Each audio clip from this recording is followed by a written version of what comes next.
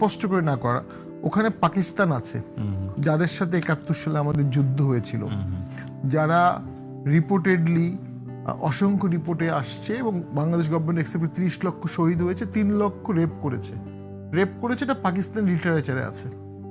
আমরা যুদ্ধে জয়লাভ করে ভোটে জয়লাভ করার পরও বাঙালি পাকিস্তান গভর্নমেন্ট ফর্ম করবে এটা তারা মানতে পারেনি। অর্থাৎ তারা ভাবছে বাঙালি হলো লেসার, পাঞ্জাবিরা হলো এক, বাঙালি হলো হাফ। তো এইরকম একটা ডিসক্রিমিনেশন করেছে তারা আমাদের সাথে। আমরা কিন্তু পাকিস্তান গঠন করেছিলাম, লারকেলেঙ্গে পাকিস্তান পূর্ব বাংলার লোক বলেছিল, এবং পাকিস্তানের পক্ষে ইউনানিমাস ভোট পশ্চিম পাকিস্তানের থেকে এখানে বেশি পড়েছিল। সেই মুসলিম ব্রাদারহুড ন্যূনতম কাজ করেনি 71 সালে। They adopted a merciless military approach, totally second thought দেয়নি। এবং সেখানে যে তত্ত্বগুলো তারা দেয় সেটা কোনোটাই পরে তারা জাস্টিফাই করতে পারেনি। বাঙালি কখনো যুদ্ধ চায়নি। নাও সেখানে পাকিস্তান থাকলে বাংলাদেশ যাওয়া হবে কিনা, এই একটি কারণেই তো আমাদের যাওয়া উচিত না। দ্বিতীয় হচ্ছে ইন্ডিয়ান রিয়াকশন সেক্ষেত্রে কি হতে পারে, আমেরিকান রিয়াকশন কি হতে পারে, উই ডোন্ট নো। টার্কি আছে, টার্কি ন্যাটোর সদস্য, আমেরিকাও ন্যাটোর মেইন প্রোটাগনিস্ট। সেই হিসাবে আমেরিকা চাচ্ছে কি আমরা জানি না। আমেরিকা যদি চায় বাংলাদেশের ওপরে জোটে যাক, দেন বাংলাদেশ যেতে পারে। আর যদি আমেরিকা না চায়, ইন্ডিয়া না চায়, তাহলে আপনি সেখানে যাবেন কেন? কিসের ভিত্তিতে? কি পাবেন? কি প্রাপ্তি? ব্যারিস্টার শামীম হায়দার পাটোয়ারি, প্রফেসর মাহবুব একটা বললেন, আমি আরও একটু আপনার কাছ থেকে একটু স্পষ্ট হতে চাই। সেটি হচ্ছে আসলে ঢাকার মূল স্বার্থ বা মূল ইন্টারেস্ট কি হইতে পারে যদি এই জোটে যাই, সে কোন জায়গাটাকে প্রায়োরিটি? এই জোটের বিষয়ে আপনি যদি সোফার দেখেন, প্রতিমন্ত্রী এক জনাব হুমায়ুন কবির যেটি বলছেন যে আমরা ইতিবাচকভাবেই দেখছি এটিকে, তার মানে কি ওনার স্টেটমেন্ট হয়তো খুব মানে এক্সপ্লিসিটলি না হলেও বোঝা যাচ্ছে যে there is a positive vibe from current government angle. বাংলাদেশে কোয়াডে যাওয়ার ব্যাপারে ব্যাপক চাপ ছিল। সেই সময়ের গভর্নমেন্ট কিন্তু ইন্দো প্যাসিফিক ফ্রেমওয়ার্কে গেছে, কিন্তু কোয়াডে যায়নি। মানে ইকোনমিক আর আদার্স কোঅপারেশনে গেছে, কিন্তু মিলিটারিতে যায়নি। বাংলাদেশের কখনো কোনো মিলিটারি জোটে যাওয়া উচিত না, কারণ আপনি যখনই একটা মিলিটারি জোটে যাবেন, এটির কাউন্টার যে বলয়টি আছে সেটি আপনি অ্যান্টাগনিস্টিক হচ্ছেন, এবং এটা আননেসেসারি। বাংলাদেশ ডেটারেন্স ইস্যু তৈরি করে। হ্যাঁ, এটা হতে পারে। বাংলাদেশ তো আর 50-60 বছরে ভারত অ্যাটাক করেনি। আমাদের ডিফেন্স স্ট্র্যাটেজি ভারতের মাথায় রেখেই করা, সেনাবাহিনী ট্রেনিং সবকিছু ভাবেই করা। কিন্তু 60 বছরে 50 বছরে তো ভারত অফিসিয়ালি কখনো বাংলাদেশ অ্যাটাক করেনি। ভারতকে ডেটার রেখে আরেকটা জোটে যাওয়া, এটার কোনো যৌক্তিকতা আছে বলে আমার মনে হয় না। কারণ ইভেন জোট থাকলেও ইভেনচুয়ালি এই জোট বাংলাদেশকে রক্ষা করতে পারবে, কখনো পেরেছে? মানে এই ব্যাপারটা তো আসলে আমাদের দেশের আভ্যন্তরীণ বিষয়। বাংলাদেশের 18 কোটি লোক একতাবদ্ধ থাকলে তারা পৃথিবীর যে কোনো সুপার পাওয়ারকে ট্যাকেল করতে পারবে। 71 সালে এটা দেখিয়ে দিয়েছে। 71 সালে ড্রাকুনিয়ান পাকিস্তান আর্মির বিরুদ্ধে সিভিলিয়ান বাংলাদেশ যুদ্ধ করে জয়লাভ করেছে। 93,000 সৈন্য সারেন্ডার, পুটিং টেইল বিটুইন দেয়ার লেগস। তো সেই ক্ষেত্রে আমি মনে করি পররাষ্ট্র প্রতিরক্ষার জোট একটা বড় বিষয়। প্রতিরক্ষা, ডিফেন্স, আমাদের ডিফেন্সে ইন্ডিয়ান ইনফ্লুয়েন্স কতটা আছে জানি না, চাইনিজ ইনফ্লুয়েন্স আছে। চাইনিজের সাথে আমরা আর্মস কিনি। এরশাদ স্যার জিয়াউর রহমান চায়নার কাছে কম দামে আর্মস কিনতেন। আমেরিকা, তুরস্ক থেকে এটা শুরু হয়েছে, ডিকেডস থেকে শুরু হয়েছে। আমেরিকান ইনফ্লুয়েন্স আছে এখানে, আমেরিকান ট্রেনিং আছে, যাতায়াত আছে, উঠা বসা আছে। তো সব মিলিয়ে আমাদের ওই যে বহুমুখিতা রাখতে হবে। দেখুন, একটা দেশ একটা ইস্যুকে কেন্দ্র করে আমাদের কোনো ট্রিটি করা যাবে না। আমাদের ভারতের উপর পূর্ণ নির্ভরশীল হওয়ার কোনো কারণ নাই। এবং যেটা আওয়ামী লীগের বিরুদ্ধে সবচেয়ে বড় ব্লেম ছিল, তারা এক ভালো ভারত দিয়েই টিকে ছিল, আর কোনো দিকে তারা এক্সপেক্ট করতে পারেনি, হুইচ ইজ নট ট্রু। তারা চায়না থেকে প্রচুর ইনভেস্টমেন্টও আনতে পেরেছিল। আরেকটা হচ্ছে শুধুমাত্র ভারত বিমুখিতা, ভারত বিরোধিতা, শুধুমাত্র এই একটি বিষয় দিয়ে আমাদের সব পলিসি ঠিক করা ঠিক হবে না। তাহলে আমরা ভুল পথে। সেটার ইঙ্গিত কি আপনি দেখেন?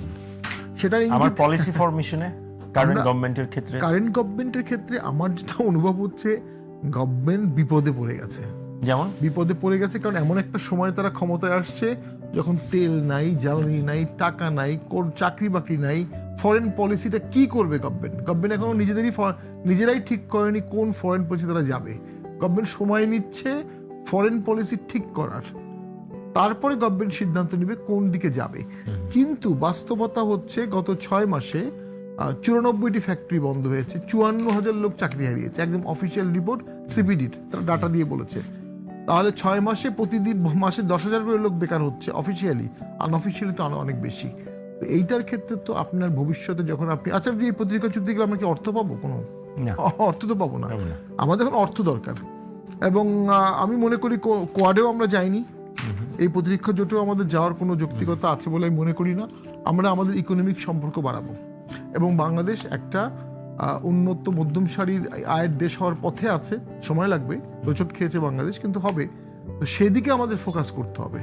আমরা এই ক্ষেত্রে বাংলাদেশকে কোনো প্রতিরক্ষার দিকে না গিয়ে আমরা শুধু ইকোনমিক কাজগুলো করে কর্মসংস্থান বাড়াই, এক্সপোর্ট বাড়াই, ইম্পোর্ট বাড়াই, রেমিটেন্স আরো 3 গুণ করার সুবিধা আছে, সেটা করি। তা না করে যদি কোনো একটি জোটে আমরা চলে যাই, বাংলাদেশ একটি দুর্বল ডিপ্লোম্যাসির দেশ, দর কষাকষিতে খুবই দুর্বল, এবং একবার যখন আপনি সাইন করে ফেলবেন এটা আপনাকে বেঁধে ফেলবে। এই আমেরিকান চুক্তি হচ্ছে তার ব্রাইটেস্ট এক্সাম্পল। ঠিক তফসিলের 2 দিন আগে বা ভোটের 2 দিন আগে, 9 ফেব্রুয়ারি করে ফেলা একটি এগ্রিমেন্ট বাংলাদেশে 2 শব্দ পার্লামেন্টে করা হচ্ছে না। একজন মাত্র এমপি এটা নিয়ে আলোচনার দাবি জানিয়েছেন, তিনি আর সেকেন্ড টাইম বলতে পারেন নাই। সো সুপার পাওয়ারের সাথে যখন আপনি ডিল করবেন, সুপার পাওয়ার পলিটিক্যাল জোটের সাথে আপনি ডিল করবেন, এটা আপনাকে অত্যন্ত কশাসলি করতে হবে। এক্ষেত্রে আপনার রুলস অফ লিমিটেড এঙ্গেজমেন্ট অথবা নন এঙ্গেজমেন্ট ফলো করতে হবে। Rather be focus on economy, আমরা ইকোনমি ডেভেলপ করি। ধন্যবাদ ব্যারিস্টার শামীম হায়দার পাটোয়ারি। আবার আপনার কাছে যেটি প্রফেসর মাহবুব, মোটামুটি উনার টোন অফ আর্গুমেন্টটা হচ্ছে আসলে আমাদের এমন একটা জায়গায় সামনের দিনে যেতে হবে যেখানে আসলে আমরা আমাদের মতো করে আসলে ইন্ডিপেন্ডেন্টলি আমাদের ফরেন পলিসি, আমাদের ইন্টারেস্টটাকে আমরা প্রায়োরিটি দিয়ে আমরা সামনের দিকে এগোতে পারি। এবং আপনি বলছেন যে আসলে এই জোট থেকে আসলে আমার তো নগদ অর্থায়ন হচ্ছে না আমার এই মুহূর্তে, বা এই মুহূর্তে যে ক্রাইসিসগুলো আছে এগুলো তো আসলে এই জোটে জয়েন করলেই আসলে মিট আপ হয়ে যাবে না। আবার প্রফেসর মাহবুবের বক্তব্য হচ্ছে এই জোটে তো আমরা এখনই জয়েন করছি না, আমরা দেখছি, দেখার পরে। আপনি যদি একটু বলেন কাউন্টার কোনো যদি যে আমার কাছে মনে হয় মানে এই ধরনের জোটে বাংলাদেশের মতো দেশের ডিসকাশনটাই অর্থহীন এবং অপ্রয়োজনীয়। কোনো স্বার্থের দেশীয় স্বার্থ রক্ষা হবে না। এবং যেটা বলা হচ্ছে যে এই যে ভারতের অনেক স্বার্থ, যেটা আমাদের প্রফেসর মাহবুব সাহেব বললেন, রাস্তাঘাটে আমরা অনবরত শুনি যে ভারত ব্যাপক অর্থনৈতিক স্বার্থ বাংলাদেশে আছে, এত টাকা বেতন পায়, এত টাকা পায়। ভারতের ট্রিলিয়ন ইকোনমির কাছে এটা খুবই ছোট। আমি ভারতের 40-50 বার গিয়েছি এবং অর্ধেক ভারত ঘুরেছি। ভারতের বাংলাদেশের ওপর ইকোনমির কোনো ডিপেন্ডেন্সির কোনো প্রয়োজনই নাই। এটা মার্কুইস স্ট্রিটের ক্যালকাটার একটা রাস্তা ব্যারেন হয়ে যায়। বাংলাদেশের যখন সম্পর্ক বন্ধ হয়ে যায় তখন মার্কুইস স্ট্রিট ব্যারেন হয়ে যায়। আর বিভিন্ন জায়গায় ছোট ছোট কিছু হসপিটাল আছে, এই হসপিটালগুলো রুগী কমে যায়। এটা ট্রিলিয়ন ইকোনমির কাছে কিছুই না। কিন্তু ভারতের বাংলাদেশের ডিপেন্ডেন্সি আছে সিকিউরিটির ক্ষেত্রে। হ্যাঁ, এইখানে সিকিউরিটি, সে বাংলাদেশকে তার সিকিউরিটি থ্রেট হিসাবে মনে করলে সে অ্যাগ্রেসিভ হবে এবং তার জাস্টিফিকেশন তৈরি করবে। সেই সিকিউরিটি থ্রেটে আমরা কেন ভারতকে সিকিউরিটি থ্রেট দিব? মানে তাতে আমার দেশের কি লাভ হবে? প্রথম কথা। দ্বিতীয় কথা হচ্ছে আপনি সিকিউরিটি থ্রেট কিভাবে দিবেন? আপনাকে আপনার পেটে আরেকটা দেশের কিছু ঢুকাতে হবে। আপনি যখন আপনার দেশের ল্যান্ড ভারতের বিরুদ্ধে ব্যবহার করতে দিবেন তখন ভারতকে ইফেক্টিভ সিকিউরিটি থ্রেট দিবেন। তাহলে আপনি ভারত বিমুখতার জন্য, যে স্বাধীনতা সার্বভৌমত্বের জন্য আপনি ভারতকে বিমুখতা করছেন, আবার নিজের স্বাধীনতা সার্বভৌমত্ব কিন্তু আপনি বিকিয়েই দিচ্ছেন। তার একটা উদাহরণও আছে, 10 টাকা অস্ত্র। 10 টাকা অস্ত্র যেটা কোনো জাস্টিফিকেশন দিতে পারবে না, নো ওয়ে, কোনোভাবে সম্ভব না। নাও এটা খুব একটা প্রয়োজনীয় নাই। কিন্তু তখন কি আমেরিকা যে প্রেশার দিত, আমেরিকা কি স্যাংশন দিয়েছিল 14 পরে? আমেরিকা তো স্যাংশন দিল বহু পরে র্যাবের উপরে। কেন 14 পরে দিল না? কেন 15 সালে দিল না? বাইডেন তো একটা একতরফা ভোট আওয়ামী লীগ করে ফেলেছে, flat and violation human rights হয়ে গেছে। আমেরিকা কিন্তু 7 বছর দেয়নি। আমেরিকা স্যাংশন দেন নাই বলে যে সবকিছু তখন লেজিট ওয়েতে হয়েছে তাও তো না। লেজিট বলছি না আমি বলছি সরকার ক্যারি করেছে জিনিসটা, ক্যারি ফরওয়ার্ড। সরকার ক্যারি করতে পারতো না যদি 14 সালে স্যাংশন। আবার চায়না 18 সালে ভারতের আগে চায়না স্বীকৃতি দিয়েছে, অভিনন্দন জানিয়েছে। এখন লাস্ট যে ভোটটা হলো, এই ভোটের মাধ্যমে যেমন জাতীয় পার্টিকে আপনি বলছেন একতরফা ভোটে আছে না, জাতীয় পার্টি 14 ভোটেও গেছে, আবার 26-এর ভোটেও গেছে। 26-এর ভোটে আমরা গিয়েছি এই কারণে যেন কেউ বলতে না পারে শুধুমাত্র আওয়ামী লীগের সাথে আমরা একতরফা ভোটে গেছি। 26-এর যে ভোটে আওয়ামী লীগ আসেনি সেই ভোটেও আমরা গেছি। আবার 14-র যে ভোটে বিএনপি ছিল না সে ভোটেও আমরা গেছি। আবার ভারত এই ভোটের পরে আওয়ামী লীগ ছাড়া যে ভোটটি হলো সেই সরকারকে অভিনন্দন জানিয়েছে। তো আমি মনে করি ভারত নিজেও একটা কারেকশন প্রসেসে আছে এবং বাংলাদেশ একটি উন্নত দেশ হোক এটা চায়না এবং ভারত দুটো দেশ চাবে। ওইটা আমার অভিজ্ঞতা। কেন চাবে? প্রথম, চায়না 18 কোটি মধ্যবিত্ত মার্কেট পাবে, এটা সে ছাড়বে না।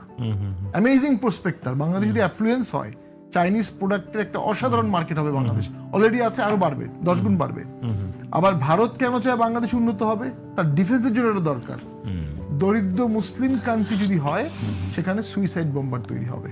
আর বাংলাদেশ যদি অর্থনৈতিক উন্নয়নে থাকে তখন এখানে আলট্রা ইসলামাইজেশন কখনোই পপুলারিটি পাবে না। সো ভারতকেও ইকোনমিক ব্যাপারে ইসলামাইজেশনের প্রসঙ্গ যেহেতু আসলো, সেরকম কোনো ইন্ডিকেশন খুব মানে এম্পেরিক্যালি বলা যাবে এরকম কি সিচুয়েশনের মধ্যে কেউ কেউ বলছে যে আসলে এখন যেমন ধরেন গান বাজনা কনসার্ট, আমি এটা আসছিলাম, একটু যদি বাংলাদেশ তো একটা পলিফিনিক সোসাইটি এবং বাংলাদেশের পলিটিক্সটা কখনো খুব ফিক্স স্টেবল থাকে না। লড়কেলেঙ্গে পাকিস্তান, আবার 71 সালে পাকিস্তানের বিরুদ্ধে যুদ্ধ, এদেশের মানুষের মধ্যে একটা বহুত্ববাদ inbuilt mosaic society, mosaic society, এবং এখানে লালন গান ছিল, বুদ্ধিস্ট ফিলোসফি ডিপলি আমাদের মধ্যে আছে, যে কারণে আলট্রা টেররিজম এখানে কখনোই পপুলার হয়নি। তবে জানান দেয়নি এমন তো না। 63 জেলায় তো বোম ফুটেছিল বাংলাদেশে, এবং গত সপ্তাহে জাতিসংঘ একটা রিপোর্ট করেছে যে আল কায়দার একটা অফিস তারা সাসপেক্ট করছে বাংলাদেশে আছে। যদি স্বরাষ্ট্রমন্ত্রী আবার বলেছে যে এটি একেবারে অনুমান নির্ভর, সেরকমও বলেছে, মানে উনি বলেছে এটা উনি কনসিডার করছেন না আর কি। এটা সব সরকারই বলে। ওই বাংলা ভাই মিডিয়ার সৃষ্টি এটা বলেছিল সেই সময় মন্ত্রীরা, পরে দেখা গেল বাংলা ভাই ইজ রিয়েল ক্রিয়েশন। তো সেক্ষেত্রে ঝুঁকি যে নাই এমনটা না, বাট আমি মনে করি এদেশের রাজনীতি সঠিক থাকলে কখনোই আলট্রা টেররিজম এখানে কোনো বামপন্থী ডানপন্থী কোনোটাই পাবে না। শুধু আমরা ডানপন্থী বলি, আসলে বামপন্থীরাও তো বাংলাদেশে অনেক উৎপাত করেছে এক সময়। স্বাধীনতার পরে তো তারা অনেক আন্ডারগ্রাউন্ডে চলে গেছে, অনেক মেধাবী ছেলেকে নিয়ে গেছে, অনেক জায়গায় টর্চার করেছে, অনেক লোকাল ব্যবসায়ীকে মেরেছে। তো শুধু ডানপন্থী না, বামপন্থীও হবে না, কিন্তু রাজনীতিটা ঠিক থাকতে হবে, ফরেন পলিসিটা ঠিক থাকতে হবে। ফরেন পলিসির মধ্যে যদি আপনি ওই যে ইমপ্লাকেবল রাখেন, মানে আপনি কাম ডাউন হচ্ছেন না, আপনার রাগ ক্ষোভ রয়ে গেছে, তাহলে আপনি দেশের সাথে করতে হবে। এক লাইনে শেষ করে দিচ্ছি, বাংলাদেশ ফার্স্ট যদি হয়, বাংলাদেশ ফার্স্ট হতে হবে, সেখানে আবেগ রাখলে হবে না। ব্যারিস্টার শামীম হায়দার পাটোয়ারি শেষ মন্তব্যটা শুনতে চাই, যেটি বলছে সরকার এখন যে প্রাথমিক খুব এমব্রায়োনিক স্টেজে আছে, যে কারণে কিছু চ্যালেঞ্জ যেগুলো ফেস করছে, এবং এই চ্যালেঞ্জগুলো সরকারের তৈরি করা না, লিগেসি অফ দ্য প্রিভিয়াস হ্যাঁ, গভর্নমেন্ট, লক্ষ লক্ষ যেটা উনি করেছেন। বলতে চান, আপনি যদি একটু শেষ মন্তব্য করেন যে আসলে দিন শেষে সরকারের সামনের দিনগুলো কেমন যাবে, সেটা তো অন্তত সরকারের নেক্সট 6 মাস আপনি যে প্রজেকশন সিনারিও দেখছেন। সরকারের সবচেয়ে গুরুত্বপূর্ণ মন্ত্রী বলেছে 2 বছর লাগবে এই জ্বালানি সমস্যার সংকট। আজকে বলেছে যে উনি কালকেই দিতে পারবে না। তো সেক্ষেত্রে মানে কি হারে ফ্যাক্টরি বন্ধ হবে, কিভাবে বেকারত্ব বাড়বে, আর কিভাবে জনগণের অসন্তোষ বাড়বে। হ্যাঁ, জনগণের অসন্তোষের পর জনগণ বলতে পারে আগের আওয়ামী লীগের আমল খারাপ ছিল, স্বৈরাচারী ছিল, এই সরকার ভালো, এটা বলতে পারে, আবার নাও বলতে পারে। জনগণ ইমিডিয়েসির ক্ষেত্রে খুব বিশ্বাস করে। আমি আজকে অনেক জায়গায় ঘুরে দেখেছি গ্যাসের কারণে অনেক হোটেল রান্না করতে পারেনি।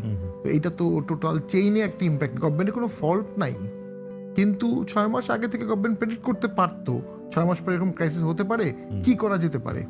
6 মাস আগে, 3 মাস আগে কেন সরকার চিন্তা করেনি? সরকার কিন্তু এগুলো চিন্তা করতে হবে। সেক্ষেত্রে আমি মনে করি সরকার যদি অনেকদিন পর ক্ষমতায় আসছে, তাদের লোকজন অ্যাডাপ্ট হচ্ছে। আরেকটা জিনিস ভয় লাগছে, সরকার অসিফিকেশনের দিকে যাচ্ছে, গ্র্যাজুয়ালি হার্ড দিকে যাবে। এই হার্ড দিকে যাওয়াটার কোনো প্রয়োজন সরকারের আছে বলে আমি মনে করি না। কারণ একটু যদি ভেঙে বলেন যে মানে অসিফিকেশনটা কোন ইন্ডিকেটর মনে হচ্ছে যে কিছু ফরেন পলিসি, কিছু ক্যাবিনেট অ্যাডজাস্টমেন্ট, হার্ডকোর লোকজনকে নিয়ে আসা হচ্ছে ক্যাবিনেটে, যারা হার্ডকোর পার্টি পলিটিক্সে ওন করবে এবং একটা এজেন্ডা নিয়ে কাজ করবে। মনে হচ্ছে উদারতা কম থাকবে, এমনটা মনে হচ্ছে আর কি। মামলা টামলা হচ্ছে অনেকের বিরুদ্ধে, এবং সেক্ষেত্রে তো সেটা তো আস্তে আস্তে আস্তে গভর্নমেন্টকে একসময় অথরিটেরিয়ানিজমের দিকে নিয়ে যাবে। দেন আর একটা ঘটনা ঘটবে, এটা একটা ইংলিশ টার্ম আছে, ক্যাকারোফিওফোবিয়া, হেরে যাওয়ার ভয়। যখনই 2-3 বছর যাবে, তারপরে নেক্সট ভোটে সরকার হেরে যাওয়ার ভয় আসবে, এবং সরকার নেক্সট ভোটে কিভাবে জয়ী হওয়া যাবে এটার জন্য কাজ করবে। এটারও নজির আছে, 2005 সালেই করেছে, ব্যাপকভাবে করেছে। ইলেকশন কমিশন, 1,28,00,000 ভুয়া ভোটার, সবকিছু করেছে। কি না করেছে সরকার?